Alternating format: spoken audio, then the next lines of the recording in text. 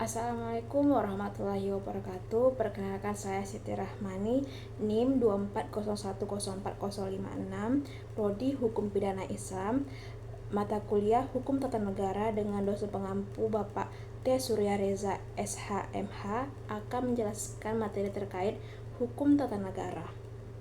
Baiklah, saya akan langsung membahas terkait yang pertama, istilah-istilah hukum tata negara.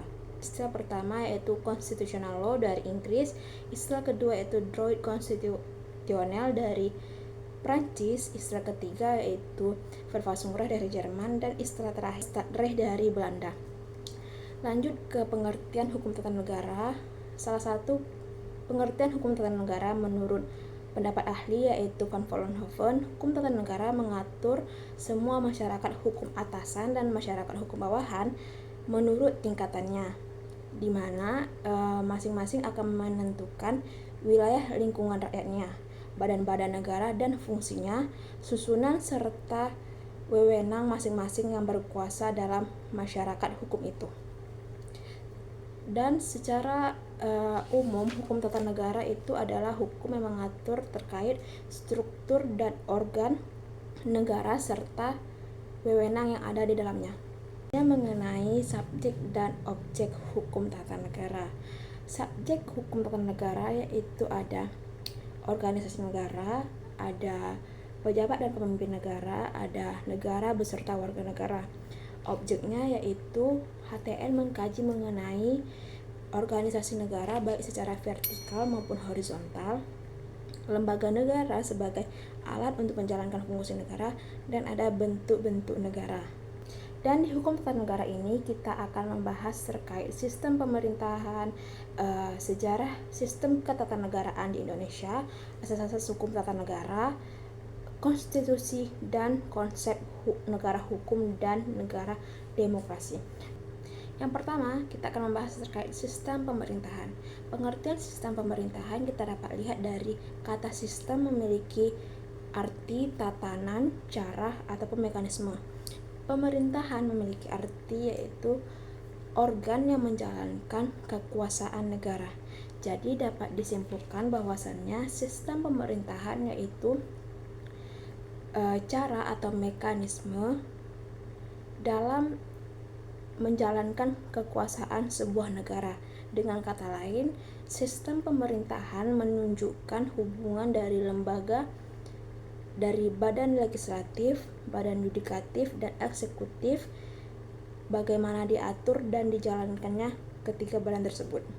Sistem pemerintahan ini dia dibagi menjadi 3 bentuk. Yang pertama, sistem pemerintahan presidensial. Sistem ini memiliki ciri utama yaitu presiden sebagai kepala negara sekaligus kepala pemerintahan yang dipilih langsung oleh rakyat, baik itu presiden maupun wakil presiden.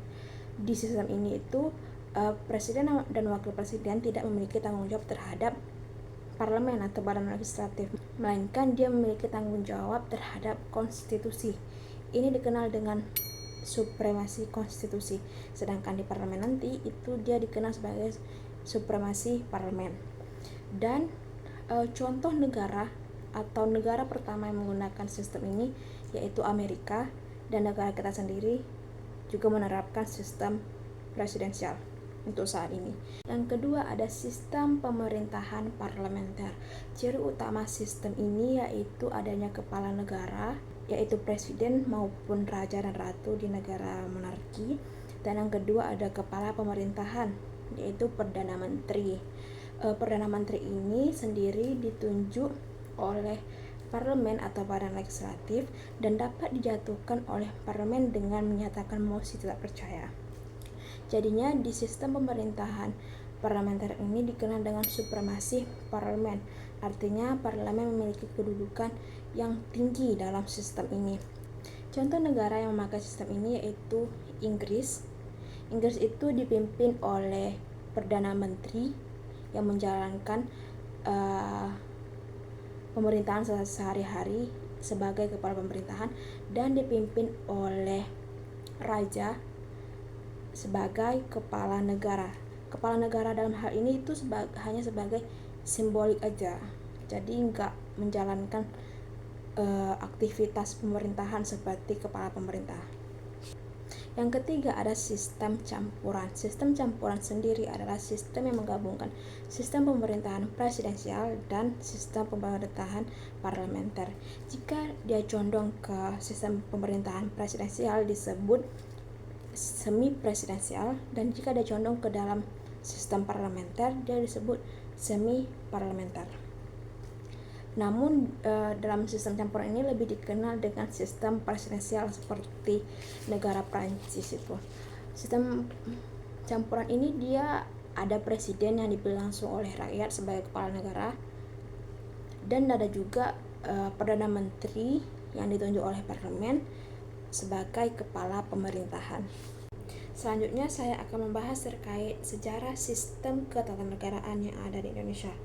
Pada masa pertama yaitu pasca kemerdekaan tahun 1945 sampai 1949, kita menganut sistem pemerintahan presidensial yang dipimpin langsung oleh Bapak Insinyur Soekarno dengan wakilnya Bapak Muhammad Hatta, dan kita menganut konstitusi Undang-Undang 1945. Masuk ke masa yang kedua yaitu masa Republik Indonesia Serikat tahun 1949 sampai 1950, sistem pemerintahan kita berubah menjadi sistem pemerintahan parlementer dengan bentuk negara serikat, memiliki 7 negara bagian, dan konstitusi kita yaitu konstitusi RIS.